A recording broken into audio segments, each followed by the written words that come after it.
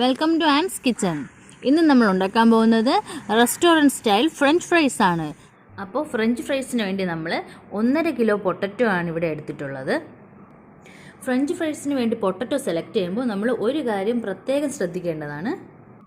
നമ്മൾ സെലക്ട് ചെയ്യണ potato non starchy potato ആയിരിക്കണം.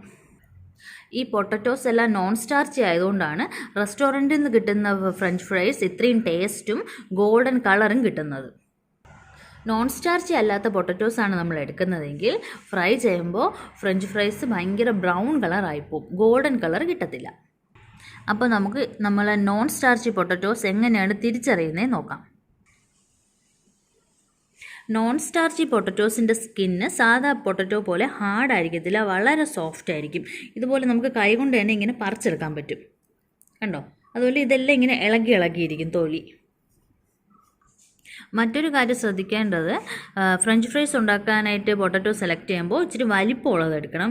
എന്നാൽ മാത്രമേ റെസ്റ്റോറൻറ്റിൽ കിട്ടുന്നത് പോലെ ഫിംഗർ ഷേപ്പിന് കിട്ടത്തുള്ളൂ. അപ്പോൾ നമുക്ക് ഫ്രഞ്ച് ഫ്രൈസ് ഉണ്ടാക്കാൻ വേണ്ടി ഈ പൊട്ടറ്റോയെ ഫിംഗർ ഷേപ്പിൽ നമ്മൾ പൊട്ടറ്റോസ് നല്ലതുപോലെ കഴുകി വെച്ചേക്കുവാണ്. ഇനി ഇതിനെ നമുക്ക് പീൽ ചെയ്യാം.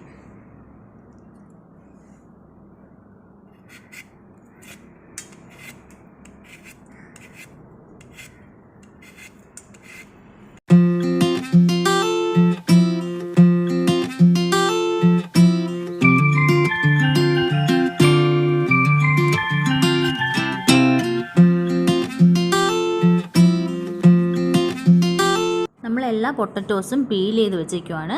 ഓരോരോ പൊട്ടറ്റോസ് പീൽ ചെയ്യുമ്പോഴും ഇതുപോലെ ഒരു പാത്രത്തിൽ വെള്ളം എടുത്ത് വെള്ളത്തിലിട്ട് വയ്ക്കുക, അല്ലെങ്കിൽ പൊട്ടറ്റോസിൻ്റെ കളർ ചേഞ്ച് ആയിപ്പോവും. അപ്പോൾ ഫ്രഞ്ച് ഫ്രൈസിന് വേണ്ടി നമുക്ക് പൊട്ടറ്റോസ് കട്ട് ചെയ്തെടുക്കാം. അതിനായിട്ട് നമുക്കിതിൻ്റെ 4 സൈഡും ഒന്ന് ഷേപ്പ് ചെയ്തെടുക്കാം.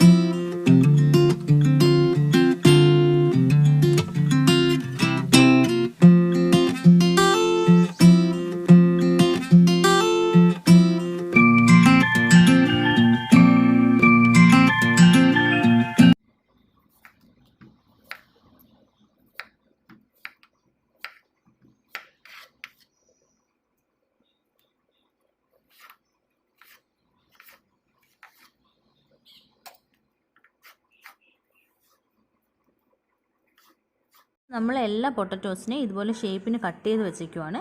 ഇനി ഇതിനെ നമുക്ക് കുക്ക് ചെയ്തെടുക്കാം. ഒരു പാത്രം എടുത്തിട്ട് ആവശ്യത്തിന് വെള്ളം എടുത്ത് തിളപ്പിക്കുക. വെള്ളം നല്ലോണം തിളച്ച് തുടങ്ങിയിട്ടുണ്ട്. അതിലേക്ക് നമുക്ക് അല്പം ഉപ്പിട്ട് കൊടുക്കാം.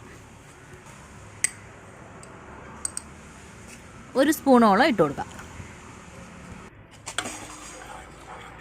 വെള്ളം തിളച്ചിട്ടുണ്ട്. ഇതിലേക്ക് നമ്മൾ ആദ്യം അരിഞ്ഞു വെച്ചിരിക്കുന്ന പൊട്ടറ്റോസ് ഇടാം.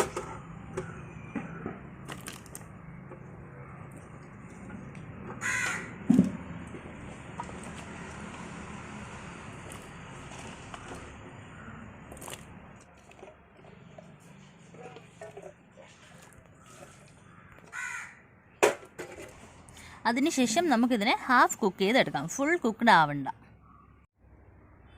ഏകദേശം ഒരു 5 മിനിറ്റ് ആയിട്ടുണ്ട്. ഇതിനി നമുക്ക് വേറൊരു പാത്രത്തിലേക്ക് മാറ്റാം.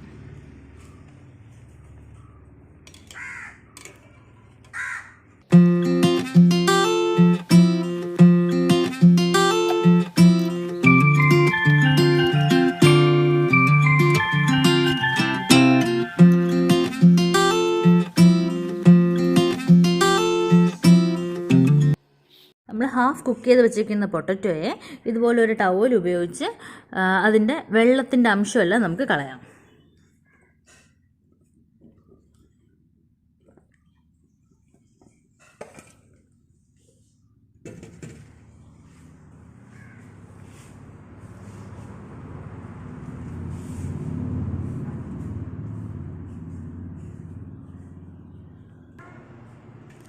വെള്ളത്തിൻ്റെ അംശം ഒരല്പം പോലും ഇതിലുണ്ടാവാൻ പാടില്ല. അതിനുശേഷം നമ്മൾക്ക് ഒരു എയർ ടൈറ്റ് പാത്രം എടുത്തിട്ട് ഇത് അതിനകത്തെടുത്ത് ഇടാം.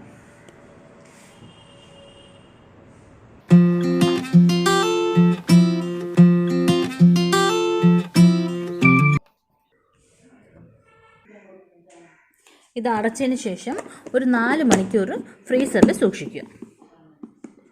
അപ്പോൾ നമ്മൾ പൊട്ടറ്റോ ഫ്രീസറിൽ വെച്ചിട്ട് 4 മണിക്കൂർ ആയിട്ടുണ്ട്. അപ്പോൾ നമുക്കിതിനെ ഫ്രൈ ചെയ്തെടുക്കാം. ഫ്രൈ ചെയ്യാനുള്ള പാത്രം വെച്ചിട്ട് നമുക്കിതിലേക്ക് എണ്ണ ഒഴിക്കാം.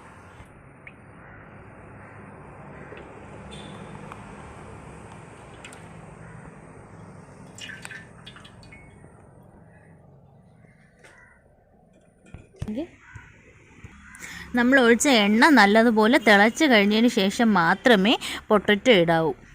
എണ്ണ നന്നായിട്ട് തിളച്ചിട്ടുണ്ട്. അപ്പോൾ നമുക്കിതിലേക്ക് പൊട്ടറ്റോ ഇടാം.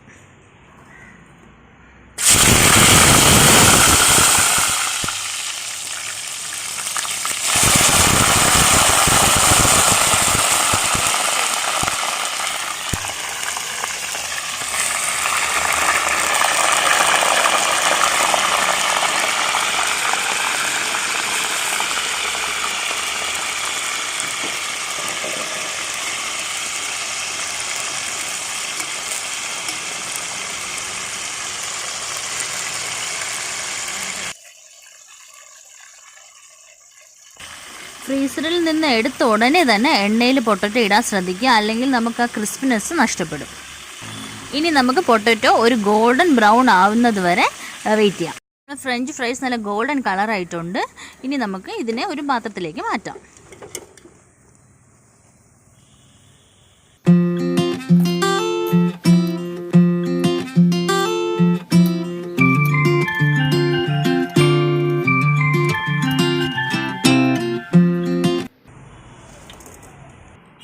ഇതുപോലെ നമുക്ക് ബാക്കിയുള്ള പൊട്ടറ്റോസിനെ ഫ്രൈ ചെയ്തെടുക്കാം.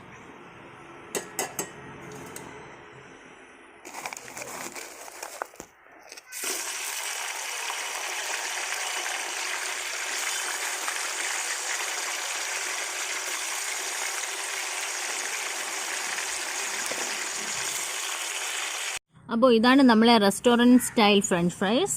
നല്ല ക്രിസ്പി ആയിട്ടും ഗോൾഡൻ കളറായിട്ടും കിട്ടിയിട്ടുണ്ട്. വളരെ ഈസി ആയിട്ട് നമുക്ക് ഉണ്ടാക്കാൻ പറ്റുന്ന ഒരു ഐറ്റമാണിത്. നിങ്ങളെല്ലാവരും ഇത് ഉറപ്പായിട്ടും വീട്ടിൽ ട്രൈ ചെയ്യണം. അപ്പോൾ നമുക്ക് ഒരു അടിപൊളി വീഡിയോയുമായി വീണ്ടും കാണാം. അതുവരെ ബൈ.